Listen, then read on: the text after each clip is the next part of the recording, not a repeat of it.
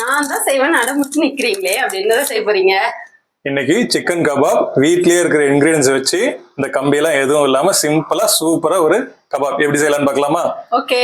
Chicken கபாப்க்கு 1/2 kg mince chicken, ஒரு பெரிய ஆனியன் ஃபைன் சாப் பண்ணது, ஒரு தக்காளி சீட்ஸ்லாம் எடுத்துட்டு ஃபைன் சாப் பண்ணி வச்சிருக்கேன், ஒரு கையளவு கொத்தமல்லி சாப் பண்ணி வச்சிருக்கேன், இது கூடவே 2 பச்சை மிளகா, இஞ்சி பூண்டு பேஸ்ட். இதுதான் நமக்கான மேஜர் இன்கிரீடியன்ஸ். இது கூட நம்ம மசாலாவுக்கு மல்லித்தூள், மிளகாத்தூள், சீரகத்தூள், கரம் மசாலா, உப்பு எடுத்துக்கலாம். எப்படி செய்யறதுன்னு பார்க்கலாமா? இப்போ நம்ம 1/2 கிலோ மின்ஸ்டு சிக்கன் ஆட் பண்ணிக்கலாம். இதுக்கு நான் ஒரு 1/2 கிலோ போன்லெஸ் சிக்கனை அரைச்சி எடுத்திருக்கேன். இதில் ஃபைன் சாப் பண்ண ஒரு பெரிய வெங்காயம்,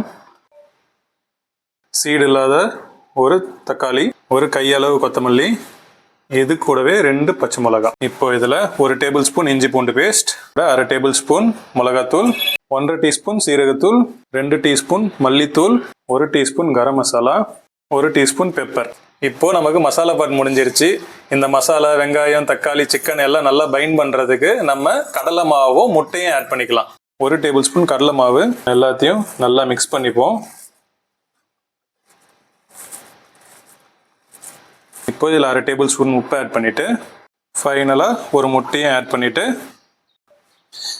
இதை நல்லா மிக்ஸ் பண்ணி எடுத்துக்கலாம். இந்த முட்டையும் உப்பையும் நல்லா மிக்ஸ் பண்ணிவிட்டு இதை ஒரு 30 மினிட்ஸ்க்கு அப்படியே வச்சிடலாம். இப்போ 1/2 hour ஆயிடுச்சு. சொன்ன மாரி இதுக்கு ஸ்கீவர்ஸ்லாம் எதுவுமே வேணாம். இதை நம்ம ஒரு பேட்டி மாரி தட்டி பண்ண போகிறோம். தோசைக்கல்ல ஒரு 3 டேபிள் ஸ்பூன் எண்ணெய் ஊற்றிக்கலாம். இப்போது கையில் நல்லா எண்ணெய் தடவிக்கிட்டு ஃபஸ்ட்டு இதை ரவுண்டாக பிடிச்சிப்போம். பிடிச்சிட்டு கையில் வச்சு இப்படி தட்டி எடுத்துக்கலாம்.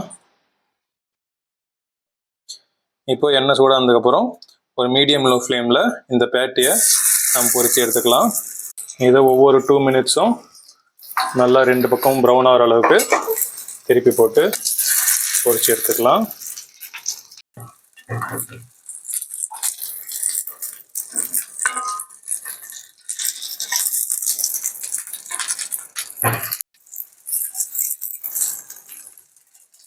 அவ்வளோதான். ஒரு 10 மினிட்ஸ் 2 பக்கமும் இதை நல்லா வேக வச்சு எடுத்துட்டோம்னா நமக்கு கபாப் ரெடி.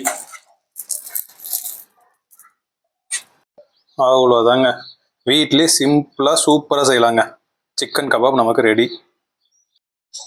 இந்த சிக்கன் கபாப் ரெசிபியை நீங்களும் கண்டிப்பாக வீட்டில் ட்ரை பண்ணி பாருங்கள். ட்ரை பண்ணி பார்த்துட்டு டேஸ்ட் எப்படி இருக்குன்னு கமெண்ட் செக்ஷனில் சொல்லுங்கள்.